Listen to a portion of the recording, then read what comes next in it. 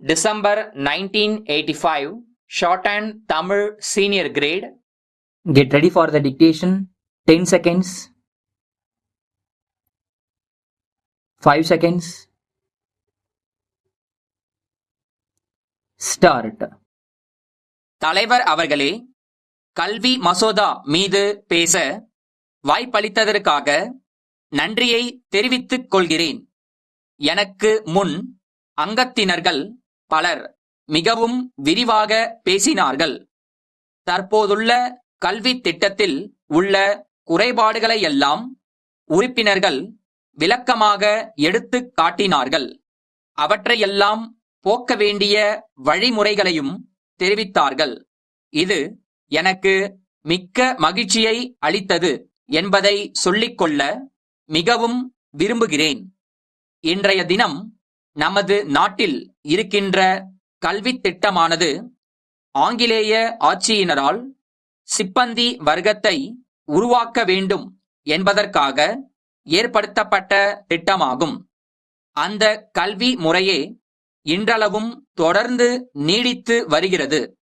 இந்த முறை என்றைக்குத்தான் மாறுமோ என்று அறிந்து கொள்ள விரும்புகிறேன். ஏனெனில் மக்கள் எல்லாம் கல்வி அறிவு பெற வேண்டும். அவர்கள் சிறந்த அறிவாளிகளாக விளங்க வேண்டும். சிறந்த விஞ்ஞானிகள் தோன்ற வேண்டும் என்ற பரந்த நோக்கம் இப்போதுள்ள கல்வி முறை திட்டத்தில் இல்லை என்பதை அழுத்தந்திருத்தமாக சொல்லிக் கொள்கிறேன். அடுத்து, கல்வியானது தொடக்கநிலை, இடைநிலை, கல்லூரி நிலை என்பதாக பல்வேறு நிலைகளில் அமைந்துள்ளது.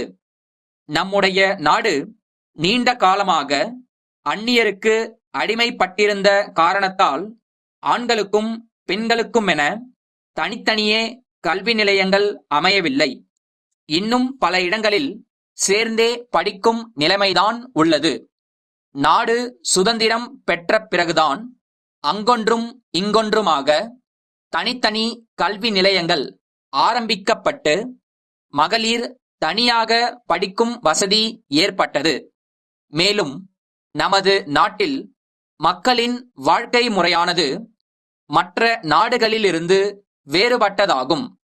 குறிப்பாக பெண்களின் வாழ்க்கை அலாதியானது. வீட்டு வேலைகளை கவனிப்பதிலும் குழந்தைகளை வளர்ப்பதிலும் தான் நம் நாட்டு பெண்கள் மற்ற நாட்டினரை விட அதிகம் ஈடுபடுகிறார்கள். ஆகவே அவர்களுக்காக நம் நாட்டில் தனிப்பட்ட ஒரு புது மாதிரியான கல்வி திட்டம் அமைய வேண்டும் என்பதை தெரிவித்துக் கொள்கின்றேன். சிப்பந்திகளை உருவாக்கும் கல்வி திட்டத்திற்கும் பெண்களின் வாழ்க்கை முறைக்கும் எவ்வித சம்பந்தமும் இல்லை என்பதை இந்த நேரத்தில் மன்ற உறுப்பினர்களுக்கு எடுத்துக்காட்ட விரும்புகிறேன். ஆகவே அங்கத்தினர்கள் அனைவரும் மகளிர் முன்னேற்றத்தில் முழு அக்கறை எடுத்துக்கொண்டு வாழ்க்கையோடு ஒட்டிய கல்வி முறையை உருவாக்குவதிலும் சிறந்த கவனம் செலுத்த வேண்டுமென்று கேட்டுக்கொள்கிறேன். இறுதியாக, இன்றைய தினம் கல்வியின் தரம் எவ்வளவு தூரம் தாழ்ந்து போய் கொண்டிருக்கிறது என்பதை நாம் ஒவ்வொருவரும் எச்சரிக்கையோடு சிந்திக்க வேண்டியவர்களாக இருக்கிறோம். தமிழ்நாட்டிலே கல்வியின் தரத்தை உயர்த்தவும் அதன் நிலையை மேம்படுத்தவும் சம்பந்தப்பட்ட எல்லோரும் முயற்சி எடுக்க வேண்டும். மத்திய ஆட்சியில் உள்ள கல்வி துறையினரும் மாநிலங்களில் உள்ள கல்வி துறையினரும் கல்வி நிபுணர்களும் ஒன்று கூடி ஆழ்ந்து ஆலோசனை செய்து வருங்காலத்தில் கல்வி முறை எவ்வாறு அமைய வேண்டும் என்பதை உருவாக்க வேண்டுமென்று பணிவன்புடன் வேண்டிக் கொள்கிறேன். சென்னை மயிலாப்பூர் ராமகிருஷ்ண மடம் சாலையில் உள்ள பூங்கொடி பதிப்பக உரிமையாளருக்கு மதுரை நகரில் உள்ள காந்தி அமைதி நிலைய மேலாளர் எழுதும் கடிதம். அன்புடையீர், வணக்கம். மதுரையில் உள்ள காந்தி அமைதி நிலைய நூலகத்திற்கு தினந்தோறும் ஏறக்குறைய 100க்கும் மேற்பட்ட நபர்கள் வந்து நூல்களை படித்து மகிழ்கின்றனர். எங்கள் நூலகத்தில் பலதரப்பட்ட நூல்கள் வைக்கப்பட்டு அவை மக்களின் உபயோகத்தில் இருந்து வருகின்றன.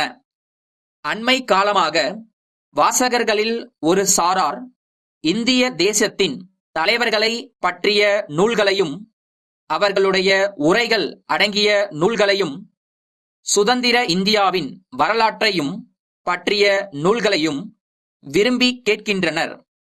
தாங்கள் தங்கள் பதிப்பகத்தின் சார்பில் மொழிப்பற்று, நாட்டுப்பற்று, இனப்பற்று சம்பந்தப்பட்ட தேசிய தலைவர்களின் வரலாறுகள் அடங்கிய நூல்கள் வெளியிடப்பட்டுள்ளதாக அறிகிறேன். தங்கள் பதிப்பகத்தால் வெளியிடப்படும் புத்தகங்களுக்கான விலையில் கழிவு தொகையை நீக்கி எங்களுக்கு அடுத்த கடிதத்தில் தெரிவித்தால் அதற்கான காசோலையை தங்களுக்கு அனுப்பி வைக்கிறேன். தங்களின் அனுகூலமான பதிலையும் ஆதரவையும் விரைவில் எதிர்பார்க்கின்றேன். அன்புள்ள